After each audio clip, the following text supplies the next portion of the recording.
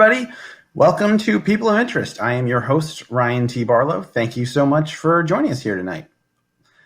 So, if you're new to the show or perhaps just need a refresher, here's how the show works. I've written the descriptions for 3 very interesting characters, and waiting behind the scenes, I have 3 very interesting performers who are going to perform those characters. The catch is they have no idea what I've written, and they're not going to find out until I'm reading it to you, the audience. Sound like fun? It is. So let's meet those performers. We've got Fred Brown, who I believe is in the Boston, Massachusetts area, and I should have clarified that before the show started. Dan McClory, who is in Philadelphia, but not near me. He used to live near me, but I think he moved to South Philadelphia. And Kristen Schier, who's in Portland, and she told me earlier that the air is now healthy. It was from hazardous to healthy, so Kristen's going to be at her A game tonight. So that's pretty much how the show is going to work. And of course, before we get started, we're going to go to today's headlines. But I do want to I do have to call out one thing. If you have any questions that you'd like to ask the guest, just type them into the chat where everybody can see them. And I might ask them on the show to that guest. How exciting is that? And but yes, we're going to go to the news now, but I do want to point out that it was pre-recorded, so if you've heard some very big news in the past half hour, that's not going to be covered. So here are today's headlines.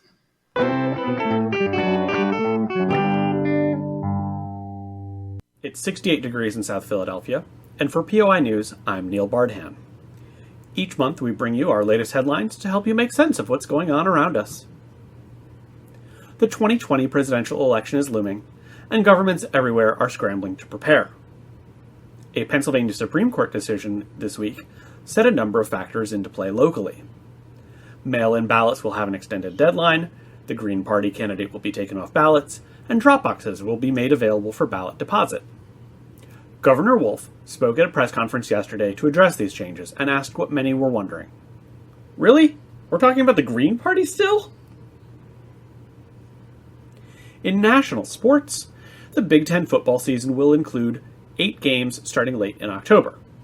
The Collegiate Athletics Divisions Commission debated for weeks how to proceed, given the coronavirus pandemic and its associated shifts in higher education logistics this year. Coaches and administrators throughout college football praised the move, while health officials noted that whatever you do this year will not be even half as stupid and dangerous as what the Big Ten has chosen.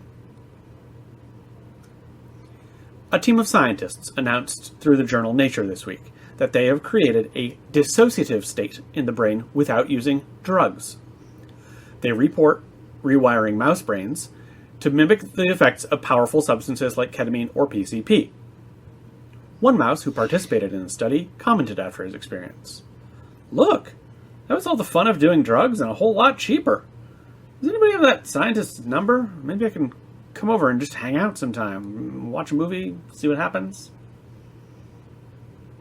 And in other good news, the Sony Corporation started pre-orders for the PS5 this week, their most recent model in the PlayStation game console series. The PS5 comes in 2 varieties, one with a now traditional optical drive, and one that exclusively makes use of digital networked content. Prices range from $400 to $500. Sony reminds you that you might as well buy one.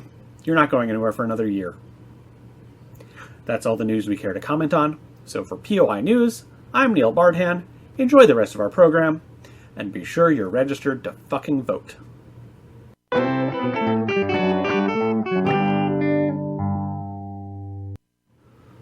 Old Navy supports People of Interest. I'm sure you're thinking that this is going to be a Old Navy? Where's the new Navy? Sort of joke. But you're wrong.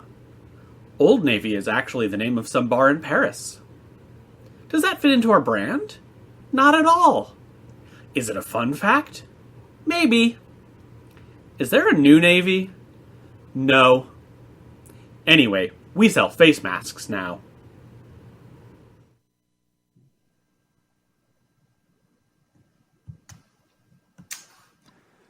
Entrepreneur Theo Swedenborg built his whole life around traveling the world, discovering new things, and building businesses around them. However, due to a medical condition that has left him at high risk of mortality if exposed to the coronavirus, Swedenborg has been trapped in his home, suffering from the biggest case of wanderlust imaginable. Getting desperate to get out of his house, Swedenborg turned to transcendental meditation in the hopes of achieving an out-of-body experience. Well, not only did he succeed, he also found inspiration for a brand new business, out-of-body conferencing. Using his Swedenborgianist method of separating your soul from your physical body, he now is promoting hosting meetings and conferences on the astral plane instead of over normal teleconferencing platforms such as Zoom or Microsoft Teams. His revolutionary new business communication solution eliminates latency and alienating others that video conferences normally provide. It also doesn't require any internet connection. He agreed to join us here on this terrestrial broadcast, provided I simulcast it on the astral plane, which I think I am. Theo Swedenborg, welcome. Thank you, Ryan. Thank you for having me so much. I read about your story. Pretty remarkable. A lot of people have been sort of suffering from that same wanderlust of, just the cabin fever, just stuck in the house. How did you first get that idea to you couldn't leave your house, might as well leave your body? Well, it's funny you use the phrase cabin fever, Ryan. It was sort of exactly that. I was contemplating my mortal coil, and I was saying to myself, oh, Theo, if only you weren't so immunocompromised and in danger, if only you could sort of escape this cabin of the body. And at that very moment, there was a glint through the window reflecting off of a crystal that I have hanging on the back wall of my bedroom. And it cast a rainbow on the opposing wall next to the window opposite where the crystal was. And I saw that rainbow, and in that moment, I was aware of the entire spectrum, not only of colors and of light, but of human experience. I closed my eyes, and I was able to access each of those colors in turn, accessing what I called a virtual pavilion of what became known to me as the astral plane. And that began my journey. So, reading some of your literature, you reached sort of a higher state of consciousness. You guys saw the truths of the universe. What made you think to monetize that? That's a great question. I have been inspired by other people who I call kindred seekers of the soul, who are, I would call, modern shamans in this capitalistic society that we live in. And I realized that to show other people what they can see with their eyes, you have to get them to understand it through the lens through which they are used to seeing, which for so many of us is money in this society. So rather than leaving the society I'm in, bound as I am by my mortal coil in my home in North America, I thought, now here's a way to do it, is to get people to give money, not for me to buy more expensive things or to be able to lavish myself with luxuries, though I have, and I do appreciate them, but more to signal to those people that what they are getting is worth it on their terms. And so tell us a little bit about what you are getting from using your platform. You mean aside from the benefits of traversing the astral plane and meeting other kindred seekers of the soul on those higher levels of transcendental consciousness? Yes. Well, I have gotten myself something that I'm very excited about. I have a pet hamster named Felicity. And my pet hamster Felicity has a condition similar to mine, unable to interact with too many particles of the air. Felicity has typically been confined to a ball. Now, I have been able to purchase on the internet a ball that connects to a series of complex wires strung throughout my house so that Felicity can travel similar to me, but still terrestrially on higher planes. So at a given moment, I may wake up from a nap and see Felicity whizzing by. That doesn't sound very luxurious to me, you may be thinking, but I want you to understand that I take great delight from the delight of Felicity. I also have a fleet of motorboats and a fleet of cars that I look forward to using as soon as this COVID passes. Gotcha. Now, I feel, more than a few people are probably wondering, okay, here I am. I'm going to go on to the astral plane. I'm going to, Yes. expand my mind, but now I have to go to a 2-hour business meeting, about aligning our sales quarter goals and all this, and it seems like a waste of a perfectly good transcendental episode.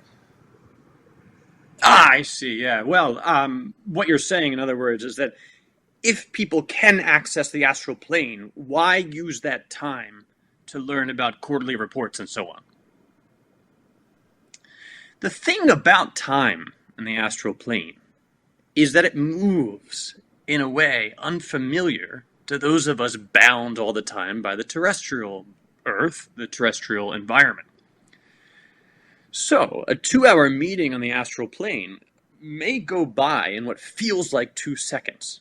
So, people purchase, for instance, on my platform, a 72-hour period to have a long conference. They're used to having thousands of people come together in one place at one time. It may feel to them that goes by in 10 seconds because of how time works on the astral plane. And not only that, but the conscious awareness of the experience is often very pallid, and it's rather the unconscious awareness of the experience that is robust and healthy. So sometimes people cannot consciously access the knowledge they gained in that moment, or even consciously articulate that they were there. But I often assure those people that they were, and that they got their money's worth. Well, so it's almost like the meeting flows into your subconscious, and aligning on quarterly sales goals is now just a part of your just sort of being. Yes, I'm fond of saying it goes into the tier 1 platform mezzanine of your virtual pavilion network within yourself. Gotcha. We do have a question from the audience, and I'm not sure if this is perhaps a bit flippant, but someone's asking if the astral plane on your platform could actually make 2020 go faster, as it seems like it has been dragging on for some time. I do have to admit something to you, Ryan. I aside from my feedings of Felicity, which honestly I only have to do once a week, because hamsters, they only need to eat once a week if they eat a lot. So I feed Felicity a lot once a week. But aside from this interview and those feedings, I have been spending as much time as possible on the astral plane in order to, as the flippant audience member suggests, speed time along. Gotcha. And you feel it's working? That's a great question. Yes. I do feel that I have disconnected from the apparent flow of time in this reality. I have 5 sisters who have a lot of things going on in their lives that I have not heard about, and that I recently did hear about, and it made me feel that I had been going faster in a different place than them, if that makes sense. Sure. Well, have you been, I mean, this is beyond just, meeting up with, for business meetings. I'm sure this is a great platform for reaching out to family members and friends you haven't seen in a while. So have you been keeping in touch with your family on the astral plane? I have. They sometimes don't necessarily consciously recognize the things that I have been telling them there. Do you want me to be honest with you? A little bit. My sisters were not nice to me when I was younger. And Oh, I want them to recognize that I am powerful in ways beyond my corporeal form. And so I've been secretly getting them to come to astral plane conferences so that I could tell them how strong I am. Then I did call them after months, and each of them said that they denied having heard that, and they denied thinking that I was strong in any way. well, but you think that that's just sort of them still razzing you, but that they are aware of it. I hope so. I'm not sure. I do care about their validation. Family is the closest thing we have aside from ourselves. Sure. You know, there have been some criticisms of your platform that it's perhaps not super safe. That some people have been lost in the void of consciousness, trapped forever between worlds. How do you address those concerns? I usually compare my platform in those instances to the other platforms that exist. So, for instance, Zoom bombing is a big problem. People bombing into a Zoom meeting and displaying terrible things, insulting things, pornographic things, even in environments in which it is not at all welcome. And so my response is, if your uncle, Sven, has been lost in the ether, let's say, and has not been able to return to this terrestrial plane, at least rest assured that he is not consuming some sort of vapid, inane media schlock. Instead, he is in touch with the truths of the universe and the eternal one of consciousness. So he's probably doing fine. It's like he's logged out of Facebook. Right. Yes, because you're saying that in this instance, Facebook is the schlock, and the absence of Facebook or the privation of social media is accessing a higher level of consciousness. I see. So we have another question from the audience, and they're wondering if there's any celebrity spokespeople who are, any celebrities who are endorsing your platform or are, official spokespeople. We have been able to secure the niece of the man who voiced Mr. Ed.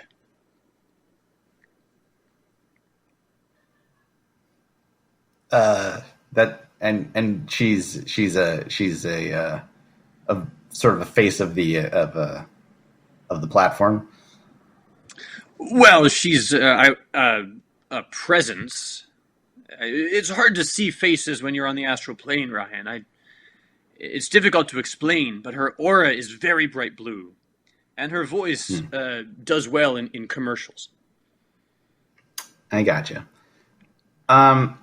Another criticism that's come up is that a lot of times with like social media platforms they start out sort of just a way to connect with people, and all of a sudden you've got ads everywhere.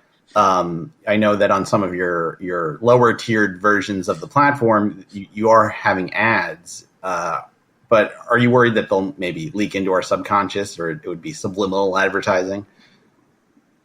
That's a good question. I will be candid with you and say that, in fact, they are accessing your unconscious. In a way, that's sort of the joy of them, is you don't have to sit through them consciously and experience them. But yes, we have learned that some of our early access tier members, as opposed to the enterprise or premier members, have found that they sometimes will come to with a craving, for instance, for Carl's Jr., which is one of our sponsors.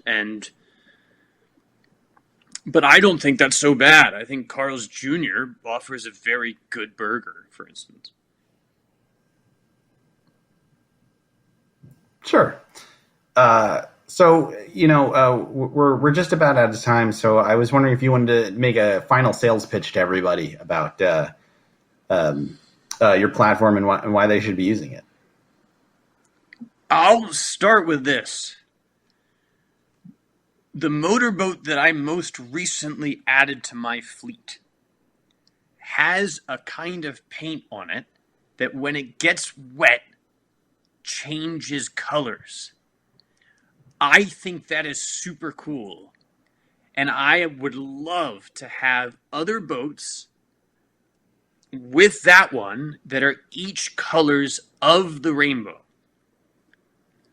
So I suppose that's more me saying I hope people sign up so that I can buy those boats. But I would say for those people, imagine, experience that doesn't translate.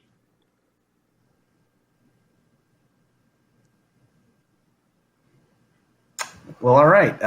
Theo Swedenborg, thank you so much for being here. Thank you, Ryan. I'm going to beam back out to the ether. Okay. Maybe I'll see you there.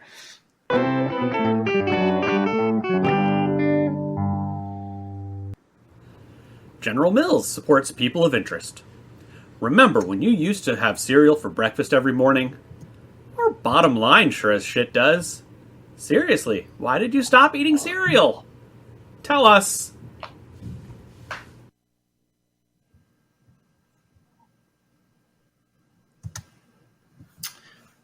Journalist Bob Woodward recently came under fire for not sharing interviews he had with President Trump in February about how much Trump knew about the seriousness of the coronavirus while he was publicly downplaying it.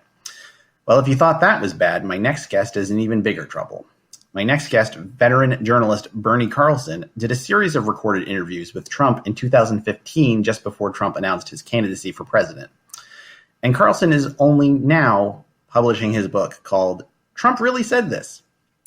Having read an advanced copy of the book and having heard some of the recordings of the interviews, I can tell you that there are some real doozies in here. For instance, during Carlson's interviews, Donald Trump admitted that he was colluding with Russian President Vladimir Putin to rig the election and become president of the United States so that he could provide Putin with unprecedented insider information. Trump also laid out the plans for what would eventually become the QAnon conspiracy to trick, quote-unquote, gullible conservative losers. And he also expressed his disdain for Christianity and said that Jesus was a broke loser who never slept with any of the prostitutes he hung out with, end quote. That's just the tip of the iceberg. Carlson joins us here tonight on the eve of his own book dropping to talk about why he waited so long to get his information out to the public. Bernie Carlson, welcome. Hi, thanks for having me. Thanks for letting me, put my case forward, I suppose. I think it's a good book. I do feel bad. Yeah, obviously, I should have, tried a little bit more. But I'll explain. I will explain in full detail exactly why I didn't do that. But yeah, anywhere you want me to begin, or should I just go? Because I can just go. Well, I guess, I think we have to ask the $1 million question at this point is like, what took you so long to write this book?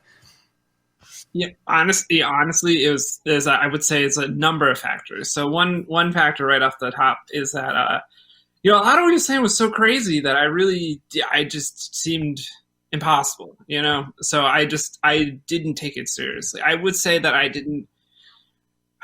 I think I took the tapes, and it was a weird time, not just for the country. But also just like personally for me in my life, it was a weird time. I was just having trouble sleeping, and I was just like thinking a lot about just what I could have been, why did I become a journalist? Why didn't I get into serial design like I wanted to when I was a kid? So I was just it was a time of turmoil is what I'm saying. And so we sat down, we did the interviews, but it wasn't until Comey was fired when I realized that I was sitting on a gold mine. And then we had to edit it and we had to shape it and all these things. And I also procrastinate a lot.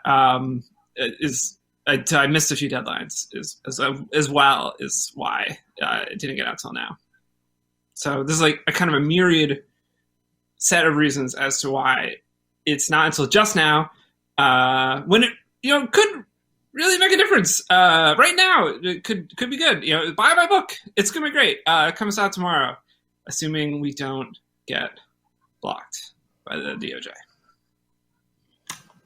Yes. Well, I mean, this happened before, he was president, so theoretically they're not presidential secrets. Yeah, that's okay. I mean, fingers crossed there, but yeah. No, did I cut you off or did you cut me off? Again, I can keep going. Like I want people to buy my book. I just I'm not usually on TV. I'm new to TV. So I guess, while it's great that, you have this book, this, probably is going to be a bestseller. But I think a lot of us are wondering that, maybe you could have just, started a blog and kind of released these things. Like maybe given the circumstances, you didn't need to wait to write an entire book. You could have just kind of released some, or maybe just teased the public. Yeah, I thought about that, and I'm going to be honest. I had people in my life saying those things to me. I would say, yeah, right. The day that James Comey got fired, my wife kind of came into my office, and she sort of like looked at me, and she was like, "Didn't he say a bunch of crazy stuff?" And I said, "Yeah, he did," and that just kind of got the wheel spinning. But then I think it must have been about a year and change later. It was 2018, and Bob Woodward released the first book, and that was cool. That was like he didn't do a blog, right?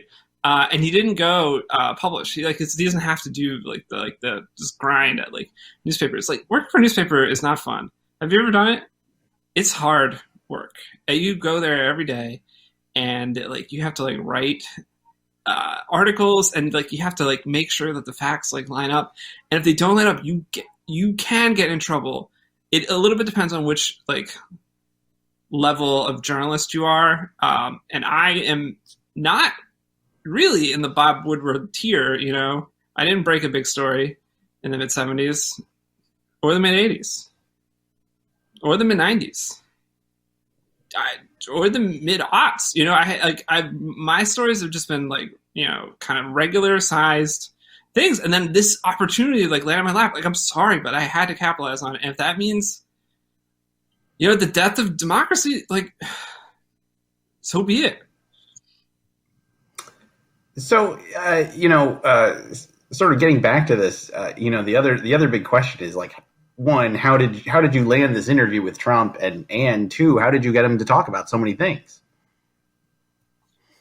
Yeah, well, the first question I'm going to tell you is easy. Yeah, you just press record on the machine, and he just goes. He really just kind of goes. And occasionally, he will run out of steam, and then you will start to ask him a question, and he'll just sort of like step on you and like start answering like 5 more questions. It's a really annoying habit that I've noticed that only that he does like all the time. So that is the second part. And as to how I landed it, it's like a little embarrassing. I don't want to say it on camera. So I'd rather not. I mean, answer that. Would you like? Is it how? Well, what could be so embarrassing? No. Like, what could be more embarrassing than some of the things that? What's your? Do you have another question after that question? It's like we met at an establishment. What kind of establishment?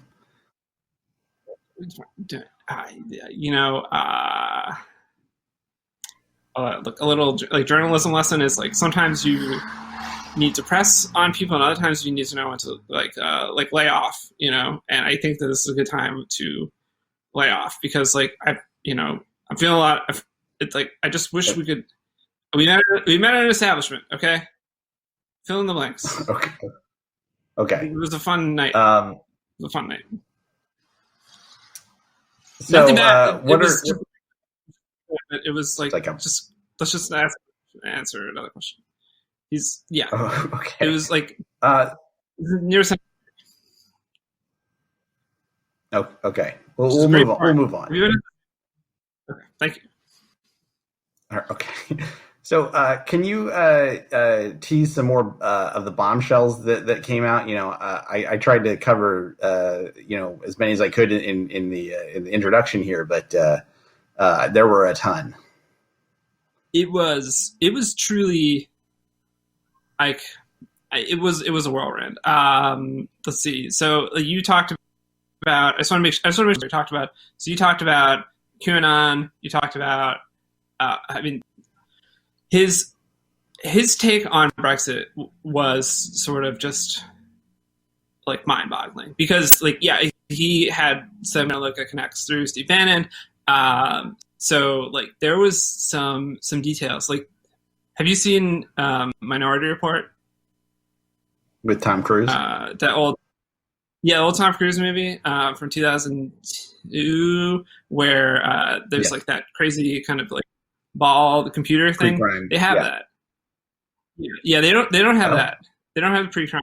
No, they have the ball computer with all the facts on it. But no, they we're not that far along that we've genetically engineered people that can predict the future. That's absurd. But they do have these balls that are you put them on and they roll down.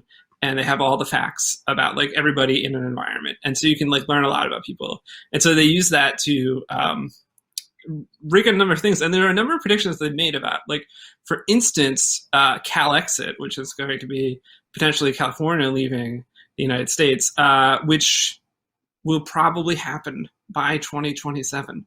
And it was at that moment, right? And it's all laid out in the book. I actually should have really leaned into that for the book and done more research on specifically that, because it is kind of a mega bombshell, but it is for sure going to happen. And it essentially but in the moment, right? You have to remember, it's 2015. I met this guy in an establishment, he not 1 week later, right, does this thing on Twitter with a taco bowl and this leering grin, right? It just seemed so far-fetched that when he said that California was going to secede and then get invaded and then get taken over, it just seemed impossible, and it doesn't anymore because they don't have an army. So just think about how it would go down. It would just be a nightmare. Right. Unfortunately, it's a bad scene. And the worst part is it's going to happen. Right, so poof. And it's all legal, which is right. It's just analytics. Right. There's no three people laying in a kiddie pool with wires trapped to their heads. No, No, it's just a data. That's true.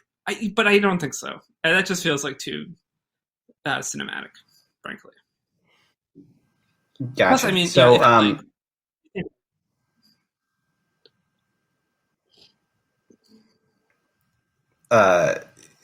So, obviously we mentioned it briefly that you're worried the DOJ is going to try to shut down your book. Trump has been oddly silent on Twitter about you and your book. Right. I think a lot of people are really curious about why that is. Do you have any theories? Yeah, I know. I designed a theory. It's a thing that I know for sure. So essentially there's this idea called narcissistic PR.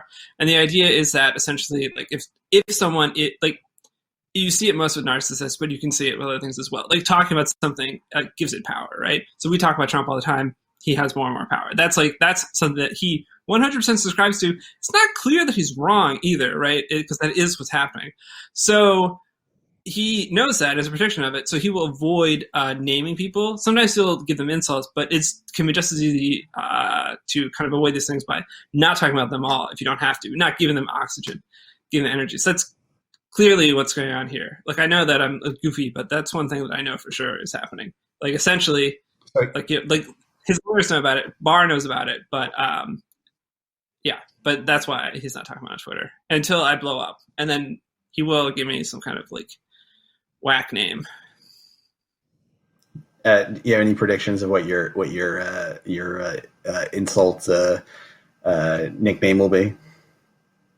I mean, he's probably gonna call me like I don't want to say it, but he's probably gonna call me something like Sex Club Harry because that's where I met him. Oh. Yeah. Well, Bernie Carlson, it's been a pleasure to speak to you. I don't know if you want to just give anybody any parting words before we end the interview. I would say if you ever find yourself working and taking an interview and someone's saying something that's really crazy, even if it sounds really crazy to you, you should actually take it seriously. I think that's my one big mistake, was like not taking it seriously enough. And I guess my second biggest mistake was maybe not getting it out before the 2018 midterms. So try to get things out before midterms would be my 2 pieces of advice. All right. Well, Bernie Carlson, thank you so much for being here. Best of luck with your book. Thank you. Yeah. All right. Yeah. Please buy it. All right.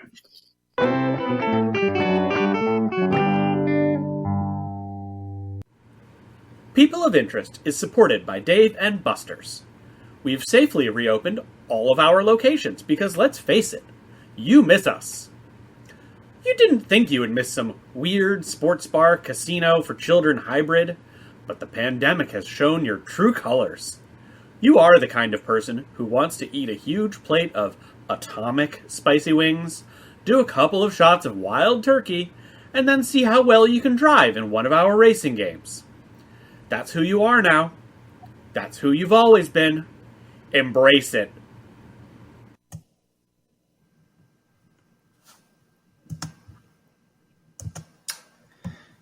If you've explored de-stressing techniques in the past decade or so, then you've almost certainly heard the catchphrase of my next guest, Irene Paxton. Breathe out the panic, breathe in the calm. A mantra that helped put the burgeoning mindfulness movement on the map. Paxton was very much the face of calmness since 2008. Her various books and courses were instrumental in helping hundreds of thousands of people around the world lead calmer, stress-free lives. At this point, I'm sure you're wondering where Paxton has been the last few years, during what has been conceivably one of the most stressful times in recorded history. Well, as it turns out, the Queen of Calm has been completely freaking out.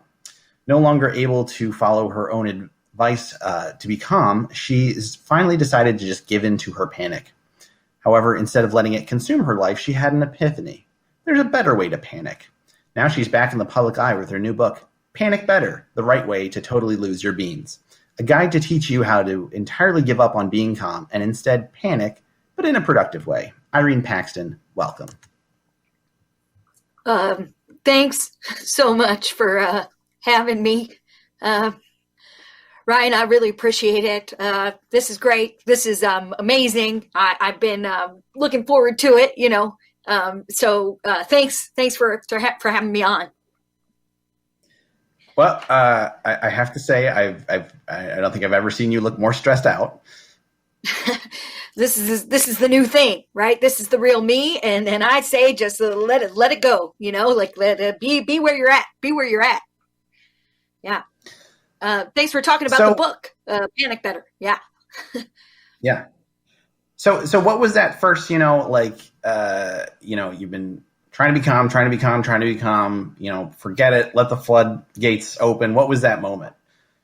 So, I feel like we're all kind of a yin and a yang. We have a mask and a counter mask, right? And so apparently for the first part of my life, is really maintaining. And I can almost go back there, to that place where everything is in this sort of metronomic predictability where one gets lulled to sleep and carried away from their cares. But then, you realize, okay, after trying to just not freak out the whole time, that's building. So now my thing is let it go, let it rip, freak out, And if you're waking up at 2 a.m. and you're panicking, there's a way to panic better, right? So I'm talking to people out there. I'm talking, what was that thing you couldn't get done? If you're awake at 2 a.m, do it now, right? Clean your kitchen. I don't care if it's already clean. Do it again. Do it again. And then figure out some kind of project that you can focus on to get rid of your stress. Knitting, panic better. That's my advice. It's interesting because I feel like knitting was such a part of your calm persona that now it's hard to me imagine you stress knitting. No. See, knitting can bridge that gap. Knitting crosses that divide. I mean, those are two sharp needles, right? You knit once, you knit one, purl two, right? I'm just saying that's how it goes. So tell us about some of the benefits of being, panicked all the time. What are some of the, how is this making your life better if you're panicking better? Sure. People don't necessarily want to be around you because you raise their stress levels. And actually, that's a good thing right now, right? So good thing. And you take your energy, right? And there's nothing like, the body doesn't know the difference between eustress and stress, right? So anything can be highly charged or energized. And that's what my stress gives me. It gives me energy. It gives me, and look, I feel like right now, if you're not panicking, you're not paying attention. That's just all that's all I got to say. That's the real deal right there. Right. So it gives you that wake up call. It gives you that energy that you need. Right. So if you're not panicking, you're not paying attention. That's what I'm saying. Sorry, I'm all over the place here. I know I'm moving in and out of the screen. I'm just freaked out, I totally understand. I freak out all the time, so I think one of the interesting things, having read your book is that, it's not like a one size fits all approach. Like if you're a parent, here's a good way to freak out. If you're, a student, here's a good way to freak out. What's the kind of research that you did to kind of get into the mindset of all these different, people and find their best ways of just totally just going completely bonkers? Yeah, so I turn the direction of panic in the direction of progress. That's the big message of my book, right? So if you're a parent, you're not freaking out, at your kids. You're freaking out on how do I parent better, right? And if you're a student, you're not freaking out at your teachers, right? You're freaking out at how do I learn this harder, right? So what you do is you turn the direction of your freak out towards progress that you want to make in any particular area of your life. And I haven't been able, I just read the book. I haven't been able to try it, but what are some of the success stories of the people that you've worked with? Oh man, so many success stories, right? People are in fact just getting crazier and crazier, right? They are freaking out more and more. And that's a result, I think, hopefully, of the good message of my book, right? They're tuning in to their inner stress levels and they're not pretending it's not there anymore, right? They're not pretending that it's just going to be magically whisked away by saying some, mantra or, which is a good thing. I'm not, it's every to each their own, but this is about a way to activate what worries you, right? And put it into motion.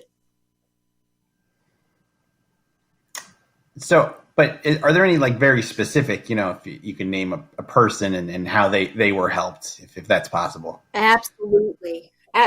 So I have a neighbor, Janet, and the other day, Janet was like, well, I'm not sure how to fix my car. Right. And she took it to a garage and a mechanic tried to tell her about how to fix the car. And, it came back with a really upsetting number and Janet was freaking out. And I said, listen to that, right? Listen to that. why don't you take all that energy, that stress that's boiling up, and call a bunch of different shops and figure out who's actually got the best price and the best deal. And she turned that freak out into an actual pretty good deal on fixing up her car. She just had to put some refrigerant in her air conditioning system. It wasn't the compressor after all, and now she's got that solved because she freaked out about it. Oh, well, that's great. We are getting some questions from the audience, and I think everyone, because they're all freaking out right now. Great. So we have a relationship question, and someone is asking, should relationships should both people in the relationship be freaking out, or like you said, should one of them try to be calmer and let the other one freak out? Oh, that's really good. Sometimes it is supportive to give space for your partner to freak out. But what's really great is if you can freak out together, right? So I'm saying, get freaky now. Get freaky together now. Take that energy, do some good, and two is better than one. So yeah, both are actually okay, right? As long as you're not freaking out at each other, but you're freaking out with each other. That is right. That's the way to go. Obviously, you know, we can't have a lot of we can't have a lot of people together, but some people are wondering if it's good to freak out in sort of a safe, socially distanced group, in a friend's backyard or something. Everyone's wearing masks. Like, is it better to just start freaking out together? I hear you, and in a way, you're framing the question right with the presumption that freaking out is not safe, right? Freaking out can be a totally safe experience, right? You can do it in a lot of different places, right? You can do it under a lot of different contexts. So absolutely, you can have freakouts with a bunch of people, but right now we don't want anybody getting sick. So, physically distanced, socially distanced freakouts are 100% approved. Great. Now, we've got a couple of questions coming in. People are wondering, are they freaking out the wrong way? And I don't want to get into all the specifics, but what are some mistakes people make when they freak out?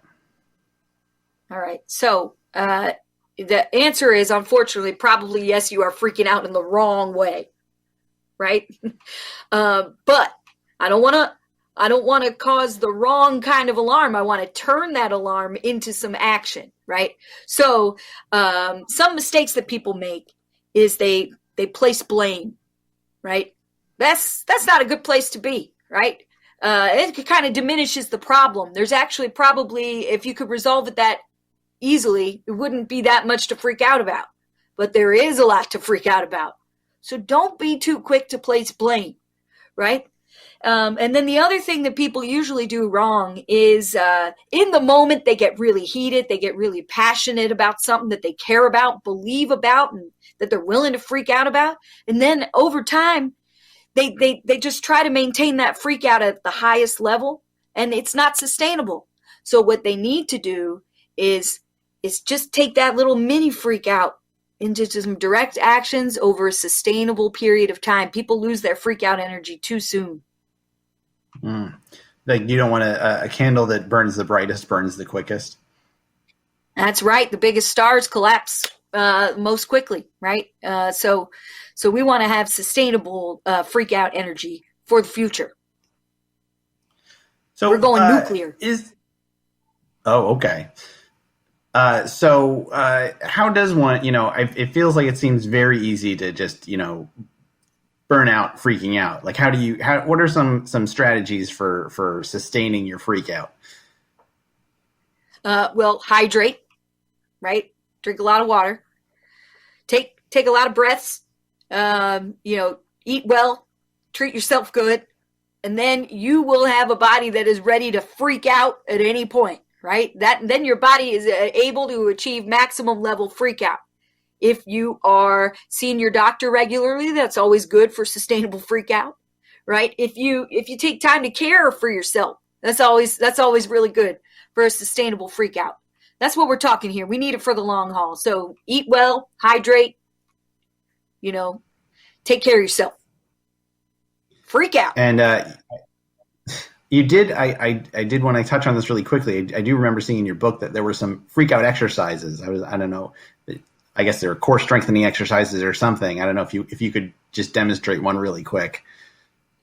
This one I like to call, it's in the middle of my book. It's one of the bigger chapters. It's called the lightning bolt, right? And what you do is you pretend that a lightning bolt has passed through your body. And it actually charges your body so that you don't even really move a lot, but there's a lot of energy. So it goes something like this. Like that. And that's the lightning bolt that gives you that juice that you need to take care of business. I felt that even just through the screen. I think I'm going to have to try that tonight. I can't recommend it enough. Before we head out, is there anything you want to just tell the audience, people who are, maybe thinking about getting into freaking out or being too calm right now? Yeah, great. Hey, you do what's best for you, but don't deny your inner freak out, right? It's trying to tell you something. And there is a beautiful untapped resource in that energy. So I want you to use it for light and love. And I want you to use your panic for progress, right? And turn that freak out in the direction that it actually needs to go. And we can make a better world. Well, that is just inspiring. Irene Paxton, thank you so much for being here. Thank you.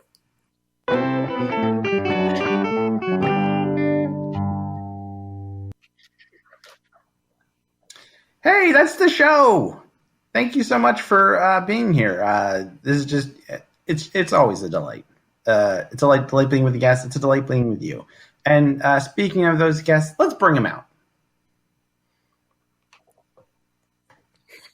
Yay. Woo. Sometimes we have, there it is. Oh yeah, we had, we turned on everyone's microphone in the audience, and they were just hearing that. You guys. Just for a second. Just wait, because if you did it too much, it'd be deafening. Yeah, thanks so much, guys, for doing the show. So I just want to give everybody a minute to what are you up to? So let's Fred, tell us what you got going on. Fred Brown. I got nothing.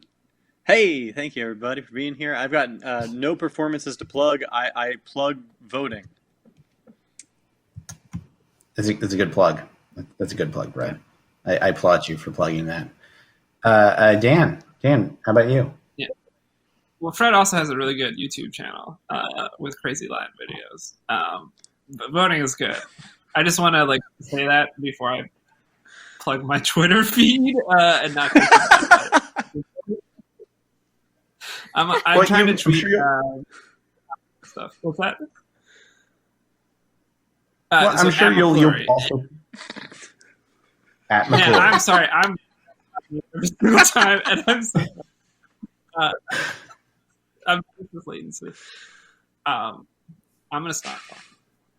But you are pro voting. I think is the main takeaway. And wait, how do we find your Twitter feed? Yes, thank you. My Twitter feed is at McClory, MCCLORY. That's it. It's my last name. Yeah. So get onto Twitter.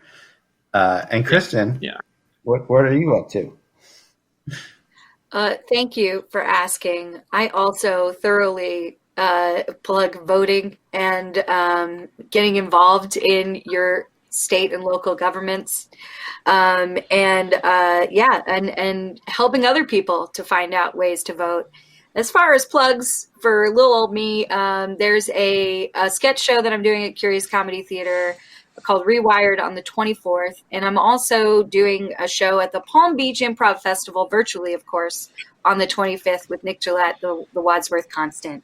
In order to keep making art and keep at things that make other folks happy, we definitely need a supportive government and people to vote for that kind of thing.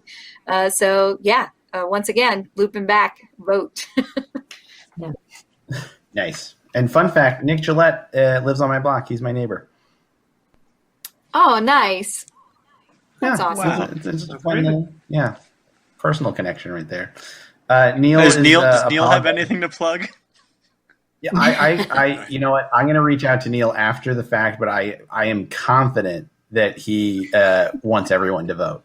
We talked about it briefly, and I'm feeling pretty good that he is pro voting. So rock the vote, everybody. That's what Neil said. He wants everyone to specifically rock the vote, not just vote, but he wants to rock the vote, which is important. And it's one of those things that gets underrepresented. In all right. Well, thanks, guys. Thank you. Thank you. And I also want to thank TatCom, who Tat Communications. I got it right this time. Yes. They're the ones that put on this spectacular show for me, and it looks great. I'm gonna be honest. Like nobody else is. I don't know if you've been to other comedy shows, that they don't look as nice. No offense to everyone else who's doing comedy shows, but they're full of great content, but they don't look as nice. So check them out if your next meeting or conference or something needs to look a little sharper.